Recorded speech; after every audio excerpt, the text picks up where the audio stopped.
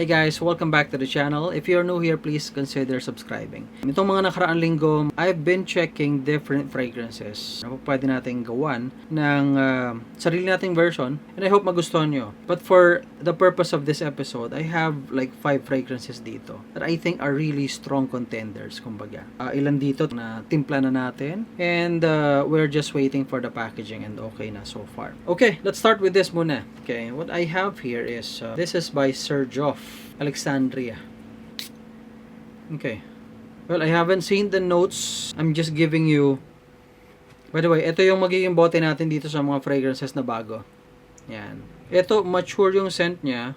Grabe. Luxurious ang scent na to. Ito yung klase ng pabango na sinusuot ng mga executives. Hindi siya yung typical na pabango. Yung opening niya talagang strong na. As in, you know, ito yung tipong pagka nakasalubong mo, yung nag-spray nito, aamoy mo siya na, uy, may kakaiba. Bago to. In a video, pag-usapan natin yung mga notes nito kasi hindi ko pa naman kabisado yung mga notes nito eh. Kumbaga, we're still newbie but I've been checking on different notes or different fragrances na talagang sikat, mamahalin. In fact, ito mamahalin to eh. Xerjoff eh. Xerjoff is a niche brand. They specialize on fragrances only. Ang bango. Parang ito yung klase ng pabango na pag naamoy mo, like, if you smell it on you, ayaw mo siyang tigilan. Habang naamoy ko yung dry down niya, mas lalo siyang attractive, mas lalo siyang magnetic to a point. Okay? So, again, this is Xerjoff Alexandria. Bango. Okay? Yung susunod natin dito, ito medyo kilala na to eh, sa market eh. Ito ay ang Le Labo or Le Labo. Artistang gumagamit daw nito is si Alden. Yan. Well, I'm not gonna pretend na ngayon ko lang na amoy ito. Pero this is my favorite scent actually. May isang chick na maganda sa trabaho. Last year, nung una niyang maamoy ito sa akin, sabi niya, grabe ang amoy na yan. Lalaking lalaki. I'm not kidding. Talagang sinabi niya sa akin yon. Well, she's married, so it didn't mean anything sa akin. Basta sinabi lang niya talagang gusto niya yung Le Labo or Le Labo. Santal 33 by the way. Ang bango. Sandalwood, yung prominent na amoy nito, if I'm not mistaken. No wonder ito talagang gustong-gusto ng mga... Well, I think unisex to. Pwede sa babae, pwede sa lalaki. Alam niyo na, amoy ko pa rin yung Alexandria. Masyadong malakas yung Alexandria. Hindi siya, for me hindi siya pang bata. Mature siya. This is a Zaro the Most Wanted. Ito naman, naamoy ko na yung actual nito when I was in Singapore. Bumili kami nito eh. By the way, napansin nyo, ang ganda ng atomizer ng ating... Ito malakas ang projection. Hindi ko alam dahil siguro medyo malakas yung pagkakaspray ko pero amoy fresh. Ito papasa na po pwede sa mga kabataan. Anyway, sa panahon naman ngayon, even mga kabataan, kung mag-perfume na rin kahit hindi na pang kabataan, kumbaga, you know, okay sa kanila magsuot ng mga mature scents. Bango din. Well, we'll have another video kung saan ko di-discuss mga notes and, you know, things. But anyway, this, pwedeng pambata, pwedeng, you know, pang mature. Definitely, this is something that you should try. Okay? Actually, lahat naman to. Okay? Ito. Okay, these last two, I'm not gonna pretend na hindi ko pa sila na gagamit. In fact, na-try ko na to, na-test ko na to. Because these bottles actually, they have been with me for 2 months na rin. Kumbaga, natimpla ko na to, these are matured. Kumbaga, natimpla na to ng 2 buwan, kaya lumalabas na talaga yung talagang power ng amoy niya.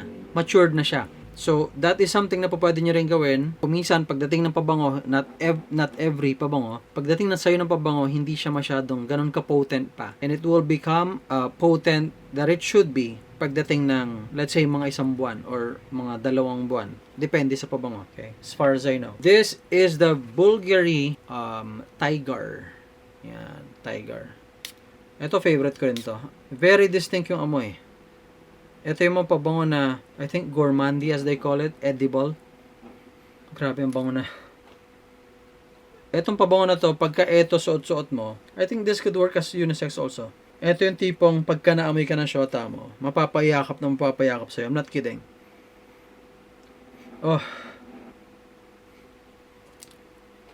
Ito, meron na tayong oil. Ito, for sure, i-offer na natin to. This one, okay, Actually, even this one, the next one, papakita sa inyo. Pero eto, i-offer natin to. I-spoil ko na rin because I don't have the bottles na pang ano natin dito ngayon sa bahay. Pero we'll be offering the Hasibat, okay? Ang bango din nun. We'll be offering God of Fire also. Ang bango, grabe. Sobra nito. Tiger. Yan. Okay. Lastly, our fifth dito sa video na to, although nabanggit ko na yung mga ibang fragrances na i-offer din natin, all we have here is, ito hindi na masyadong bago. Because this is the MFK Baccarat Rouge BR 540. Siyempre, alam na natin to. Pwede unisex to. Ang strong, ang powerful, magnetic, attractive, gwapong-gwapo or magandang-maganda. I know a woman na nagsusot nito. I strongly think it's unisex. Hindi ko pa chinecheck yan pero sobrang lakas din ito. Okay? Whew! Grabe. So these are 5. Again, we'll be doing individual videos nito para some sort of a review. Okay? Para mas maintindihan natin. Pira-piraso itong mga videos or itong mga pabango na to. Baccarat, Tiger.